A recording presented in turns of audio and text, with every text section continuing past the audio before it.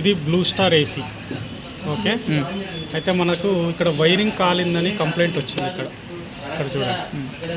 ఓకేనా, సో మనకి ఇక్కడ ఓకే ఉందా లేదా ఫస్ట్ చెక్ చేసుకోవాలి.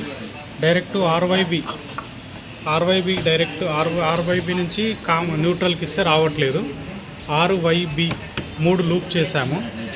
ఆ తర్వాత ఆన్ అయింది. ఆన్ అయినాక తర్వాత హెచ్పిఎల్పి ఎర్రర్ వస్తుంది.